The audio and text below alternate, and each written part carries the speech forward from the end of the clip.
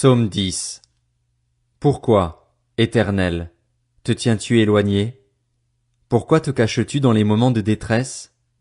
Le méchant, dans son orgueil, poursuit les malheureux. Ils sont pris dans les pièges qu'il a conçus. Le méchant se vante de ses mauvais désirs. Le profiteur maudit et méprise l'Éternel. Le méchant dit, dans son arrogance, « Il ne punit pas, il n'y a pas de Dieu. » Voilà toutes ses pensées. Ses entreprises réussissent en tout temps. Tes jugements passent au-dessus de sa tête. Il disperse tous ses adversaires. Il dit dans son cœur, « Je ne suis pas ébranlé.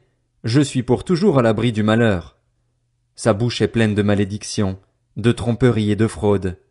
Il y a sous sa langue la méchanceté et le malheur. Il se tient en embuscade près des villages.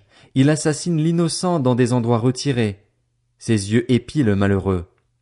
Il est aux aguets dans sa cachette comme le lion dans sa tanière.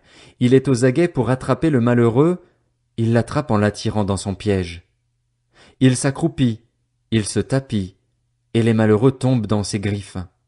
Il dit dans son cœur, « Dieu oublie, il se cache, il ne regarde jamais. » Lève-toi, Éternel, ô Dieu, interviens, n'oublie pas les malheureux. Pourquoi le méchant méprise-t-il Dieu? Pourquoi dit-il en son cœur que tu ne punis pas? Tu vois cependant leur peine et leur souffrance, tu regardes, pour prendre en main leur cause. C'est à toi que le malheureux s'abandonne, c'est toi qui viens en aide à l'orphelin. Brise la force du méchant, punis sa méchanceté, et qu'il disparaisse à tes yeux. L'Éternel est roi pour toujours et à perpétuité. Les autres nations disparaissent de son pays. Tu entends les désirs de ceux qui souffrent. Éternel, tu leur redonnes courage, tu prêtes l'oreille pour rendre justice à l'orphelin et à l'opprimé, afin que l'homme tiré de la terre cesse d'inspirer de la crainte. Psaume 11. Au chef de chœur, de David.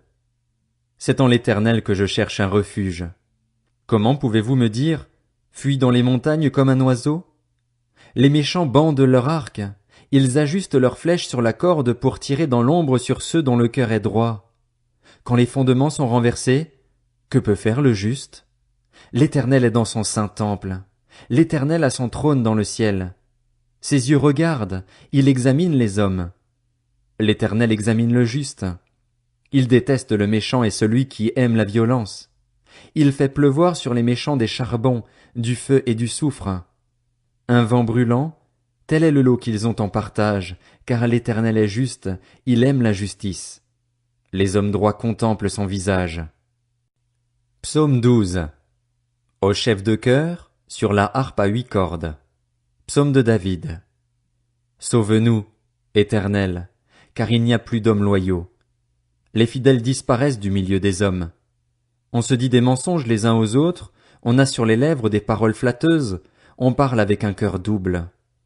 Que l'Éternel extermine toutes les lèvres flatteuses, la langue qui parle avec arrogance, ceux qui disent « Nous sommes forts par notre langue, nous avons nos lèvres avec nous. » Qui pourrait devenir notre maître? Parce que les malheureux sont opprimés et que les pauvres gémissent, maintenant, dit l'Éternel, je me lève, j'apporte le salut à ceux qui soupirent après lui. Les paroles de l'Éternel sont des paroles pures, un argent affiné dans un creuset en argile et 7 fois épuré.